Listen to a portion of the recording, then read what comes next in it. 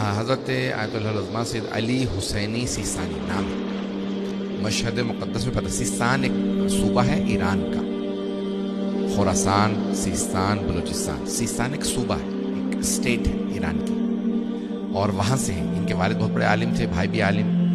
اور آغا سیستانی جو ہے مشہد مقدس میں پیدا ہوئے، ابتدائی تعلیم وہیں حاصل کی، اور اس کے بعد پھر قم آ گئے. آیت اللہ برجردی کے شاگرد رہے 1.5-2 سال. تو آپ کو مشہد، قم اور پھر بعد میں نجف اشرف گئے. تینوں حوضوں کے بڑے بڑے علماء سے علم حاصل کرنے کا موقع ملا. جب نجف اشرف آئے تو آپ تقریباً 19 ایج تھی، 19 سال، اور اس وقت جو ہے 88 ایج ہے حضرت سیستانی کی، 88 سال کے. تو اب آپ اندازہ لگا سکتے ہیں کہ تقریباً وہ 70 سال نجف اشرف میں رہی، اور نجف اشرف میں انہوں نے بڑے بڑے بزرگ علماء سے درس حاصل کیا، آغا محسن الحکیم سے، آغا شیخ حسین نصیر، شیخ حسین ہلی سے. لیکن سب سے زیادہ جو آپ نے استفادہ کیا وہ آیت اللہ سید ابوالقاسم الخوئی سے. یہ تو دیکھیں علم میں جتنا ان کا پیش کروں گا نا، وہ آپ بہت سے لوگ سمجھ نہیں پائیں گے کہ بھئی علم میں کتنے مضبوط ہیں. بڑے بڑے اور علماء موجود تھے، لیکن ہمارے علماء کہتے ہیں کہ مرجعیت میں امام زمانہ کا بڑا دخل ہوتا ہے. کئی علماء کی کتابیں تھیں، لیکن کہاں سے آیت اللہ سیستانی ایک مرتبہ ابھر کے آئے، یہ خاص ان کو تائید ہے.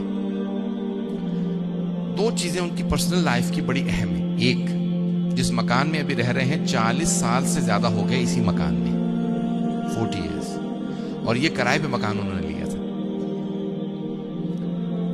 شاید اب ان کے کسی چاہنے والے نے، مقلد نے خرید کے دے دیا ہو ان کو، لیکن انہوں نے نہیں خریدا. ابھی تک جو ہیں وہ اس جگہ پہ کرائے میں تھے.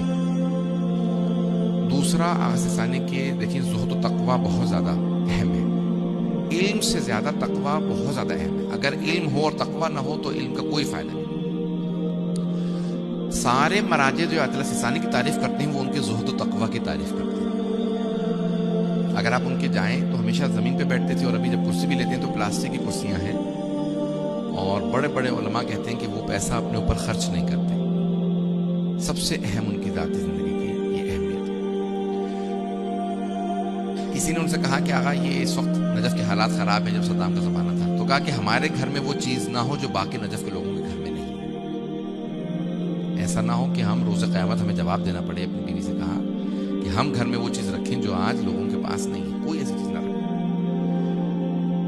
کسی کھانے سے متعلق ہے کہ ان کو کھانا پسند آیا، کسی نے گھر میں بھیجا ان کے، تو کہا کہ نہیں، یہ میں نہیں استعمال کرنا چاہتا. صبح اٹھ کے کہتے ہیں کہ میں تمام کے تمام شیعوں کے لیے پہلے دعا مانگتا ہوں، پروردگارا تو نے آج یہ ذمہ داری مجھے دی ہے، میں سب کے لیے دعا مانگتا ہوں. تو ایک لیڈر کی کوالٹیز ہونی چاہیے، اور ان میں سب سے بڑی کوالٹی ہوتی ہے زہد و تقوی. اور آیت اللہ سیستانی کے لیے کہتے ہیں کہ عالمیت اپنی جگہ پہ، اتقا ہونا اپنی جگہ پہ، لیکن اورا یعنی سب سے زیادہ جو ان کے اندر ہے وہ ورع، تقوی اور زہد، وہ سب سے زیادہ. لباس اگر آپ ان کا دیکھیں سادہ، اور یہ سب سے بڑی علامت ہے کہ اتنا خمس ان کے نام پہ millions and millions of dollar دنیا میں جمع ہوتا ہے. ایران میں، عراق میں، پاکستان میں، ہندوستان میں، یورپ میں، مڈل ایسٹ میں، افریقہ میں، کہیں چلے جائیں ہر جگہ ان کے مقلدین ملیں گے، خمس نکالتے ہیں. لیکن وہ اپنی ذاتی زندگی کے اندر اگر آپ دیکھیں تو بہت سادگی ہے. ایک کوالٹی جو مجھے ان کی بہت زیادہ پسند ہے، کسی موضوع پہ جا کے آپ ان سے بحث کر لیں، وہ اس موضوع پہ بہت زیادہ گرپ ہوتی ہے ان کی، بہت مضبوط ہوتی ہے. ایک صاحب جو ہیں وہ ان سے بحث کر رہے تھے جنگ سے متعلق، تو آغا سیستانی نے 10 منٹ ان کے ساتھ بحث کی تو کہنے لگا کہ مجھے لگ رہا ہے کہ یہ جو بات کر رہے ہیں نا سیکنڈ ورلڈ وار، یہ ساری کی ساری انہوں نے کتابیں ان لوگوں کو لکھ کے دی. وہ اپنے طور پہ لندن سے ہمارے ساتھ گئے ہوئے تھے، بہت اپنے آپ کو قابل سمجھتے تھے.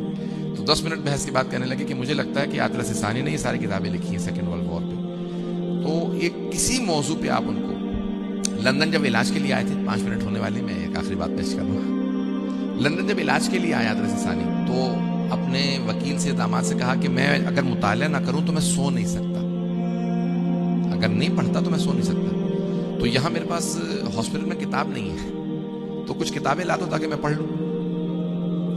تو ان کے وکیل کہنے لگے، میں نے دفتر میں کہا کہ جو لیٹسٹ اس وقت جتنی بھی عربی اور فارسی کی جو جدید ترین کتابیں آئی ہیں نا، لبنان سے چھپی ہیں، ایران سے چھپی ہیں، عراق سے، جو جدید ترین تحقیق جو سب سے لیٹسٹ جو آپ کی ریسرچ ساری چھپی ہیں کتاب جتنی بھی عرب اور ایرانی علماء کی عربی اور فارسی کتابیں وہ سب لے لو تو کہنے لگے 50-60 کتابیں میں ان کے پاس لے گیا. یہ خوش ہو کے کہ بھی یہ ساری کی ساری نئی کتابیں آئی ہیں تو آغا نے نہیں پڑھی ہوں گی 1-2 سال میں چھپی ہیں. کہ جب میں شام کو گیا تو انہوں نے 80% کتابیں الگ کر کے کہنے لگے یہ میں نے پڑھ رکھی ہیں پہلے سے. جو جدید ترین ایک ایران کے آیت اللہ خامنائی کے کچھ نمائندگان آیت اللہ سیستانی سے ملنے کے لیے گئے تو وہ کہہ رہے تھے کہ قوم مقدس کی جو جدید ترین تحقیقات ہوتی ہیں اگر آپ اس پہ بھی آیت اللہ سیستانی سے بحث کریں تو ان کو پوری اس پہ گرپ ہوتی ہے, وہ ساری پڑھے ہوئے ہوتے ہیں. تو مرجع کا کام یہ نہیں ہے کہ وہ صرف اپنی تحقیق کو پیش کرے بلکہ سب کی ریسرچ پڑھنے کے بعد پھر وہ نظریہ قائم کرے. تو یہ ہماری بہرحال مرجعیت کا ان کا کمال ہے. تو آیت اللہ سیستانی کی ہر موضوع پہ اچھی خاصی نظر ہے جتنے بھی موضوعات ہوتے ہیں. وآخر دعوانا الحمدللہ رب العالمین.